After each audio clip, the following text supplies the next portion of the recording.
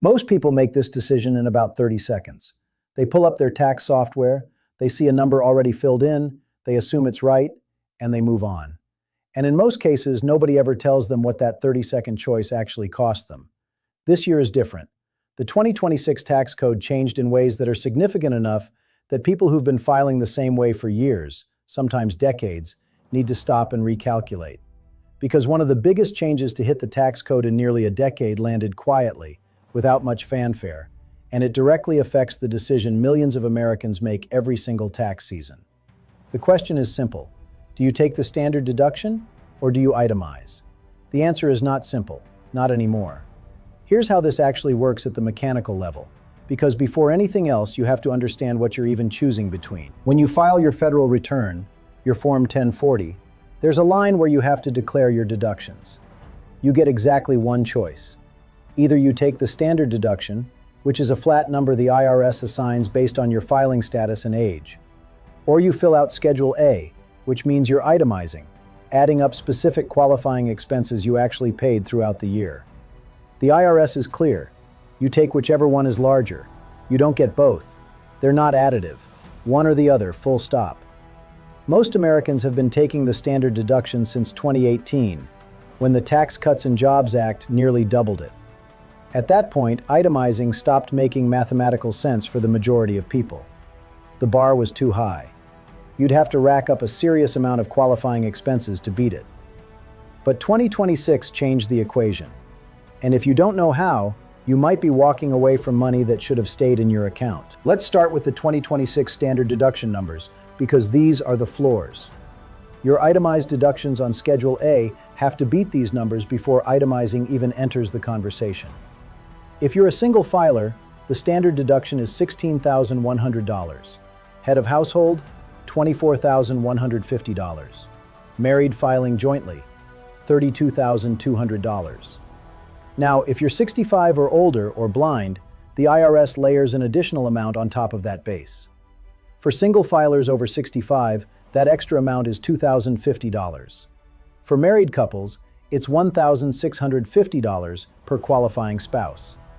So a married couple where both spouses are 65 or older is looking at a standard deduction of $35,500 before anything else. And there's one more layer. The One Big Beautiful Bill Act added what's being called the Senior Bonus Deduction, a separate $6,000 deduction for taxpayers 65 and older, $12,000 for married couples where both spouses qualify. The key thing about this one is that it stacks. It's not part of the standard deduction calculation. It sits on Schedule 1 and reduces your taxable income whether you itemize or not. A lot of people don't know about that last piece, and it matters quite a bit, which we'll come back to. Now here's the change that's going to affect the most people. From 2018 through the end of last year, the deduction for state and local taxes, what gets called SALT on your return, was capped at $10,000. $10,000 per household, regardless of what you actually paid. For people in lower tax states with modest property values, that cap was barely noticeable. But for folks living in New Jersey, New York, California, Illinois, states with significant income taxes and property values that have climbed substantially over the last decade, that $10,000 cap was genuinely punishing. People were paying $25,000, $30,000, sometimes more in combined state income taxes and property taxes, and they could only write off $10,000 of it. The 2026 law raised that cap to $40,000. Let that sit for a moment. $40,000 in state and local tax deductions, up from $10,000. For the vast majority of American taxpayers, that full $40,000 is in play. There's a phase-out that kicks in for people earning above $500,000 in modified adjusted gross income, but for most working and retired Americans, that threshold is nowhere near relevant. This change alone is enough to push a significant number of homeowners over the standard deduction threshold, people who couldn't itemize under the old rules because the SALT cap was holding their Schedule A total down.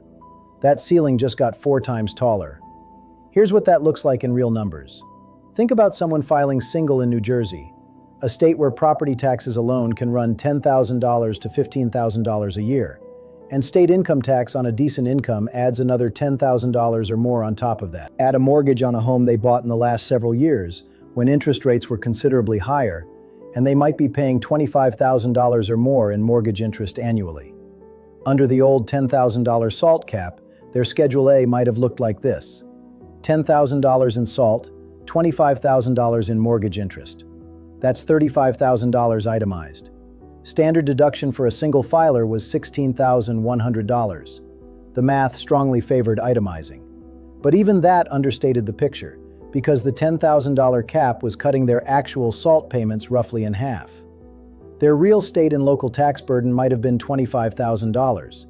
They could only use $10,000 of it. Under the new $40,000 SALT cap, that same person can now deduct all $25,000 in state and local taxes, plus the full mortgage interest. Their Schedule A could be north of $50,000, compared to a $16,100 standard deduction. The difference in taxable income between the two paths is more than $34,000. For someone in the 32% federal bracket, that's over $10,000 in actual tax savings, real money. The kind of number that changes what a person can do in retirement, or how quickly they recover from an unexpected expense. That's not an edge case. That's a straightforward situation that applies to millions of homeowners in high-tax states who need to be running this calculation before they file. Now here's the flip side. Because for a lot of Americans, probably most, the standard deduction still wins. And it's not even close. Picture a married couple in Texas. No state income tax, so their SALT exposure is limited to property taxes. Let's say that runs $6,000 a year on their home. They paid off their mortgage, so there's no mortgage interest deduction. They give generously to their church, about $4,000 a year. And one of them had a serious medical situation that year, with about $12,000 in out-of-pocket costs after insurance. That sounds like a lot of deductible expenses. But here's where the math gets uncomfortable. Medical expenses on Schedule A are only deductible above 7.5% of your adjusted gross income. On a combined income of $85,000, that threshold is $6,375. So only the medical costs above that number count. That's about $5,600 in deductible medical expenses, not $12,000. Then you add the $6,000 in property taxes, the $4,000 in charitable contributions.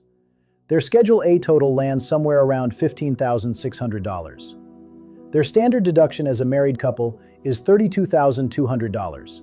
They're not even close to itemizing. The standard deduction is the right call by nearly $17,000. This happens more often than people realize. Someone hears about the new SALT cap, or they have a significant medical bill, and they assume itemizing is automatically the right move. It's not. The math is what matters, not the assumption. There's a scenario that catches people off guard more than almost any other, and it's worth naming directly. A lot of retirees fall right in the middle, not clearly in one column or the other. Their mortgage interest is declining as they pay down the principal. Their income tax burden may have dropped in retirement, but their property taxes have climbed with assessed values, and their medical expenses are increasing with age. Those retirees are the ones who need to actually run both sides of the ledger every single year, because which path wins can flip from one year to the next. A year where you have a significant dental procedure or cataract surgery or home care costs that qualify, that might be the year you clear the threshold and itemizing makes sense. The following year, when things are quieter, you might be right back to the standard deduction. Most tax software will run both calculations automatically. The problem is, people often file on autopilot. They used the standard deduction last year, so they use it again this year without looking. Or they itemized a few years ago and assume that's still the right answer. Neither assumption is safe. There's one strategy worth understanding if you're right on the edge between the two options. It's called bunching, and it's been used by smart tax planners for years, though it doesn't get nearly enough attention. The idea is straightforward.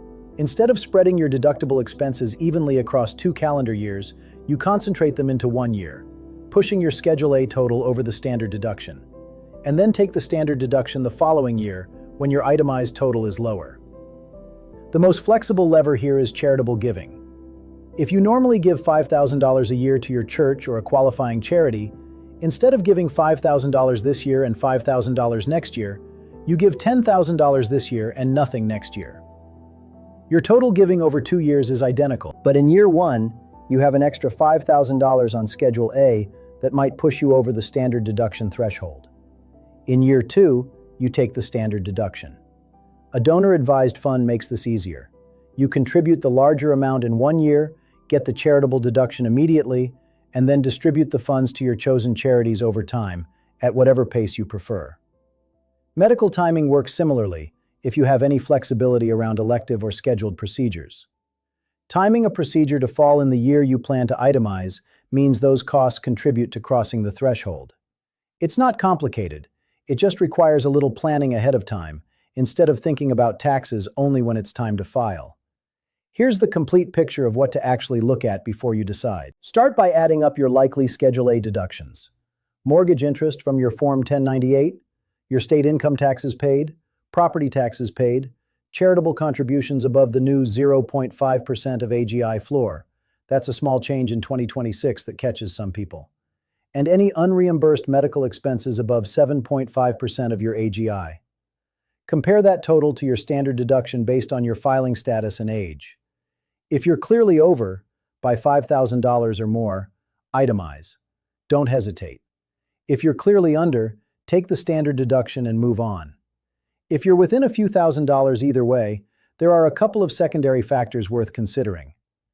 Itemizing does create slightly more record-keeping burden, and historically, higher itemized deductions are more likely to draw scrutiny than standard deduction returns, though that's rarely a significant factor for ordinary filers with legitimate expenses. But for most people right on the line, the few $100s of difference isn't worth the additional complexity. And remember the senior bonus deduction. That $6,000 or $12,000 reduction in taxable income for qualifying taxpayers over 65 is available regardless of which path you choose. It doesn't show up on Schedule A. It doesn't interact with the standard deduction versus itemizing decision. It's just there, and you should be claiming it if you qualify. The bottom line here isn't complicated, even if the math takes a few minutes. For about 90% of Americans, the standard deduction is still the right answer in 2026. The IRS data consistently shows that. But the new $40,000 SALT cap means homeowners in high-tax states who couldn't justify itemizing before might be looking at a meaningfully different calculation now.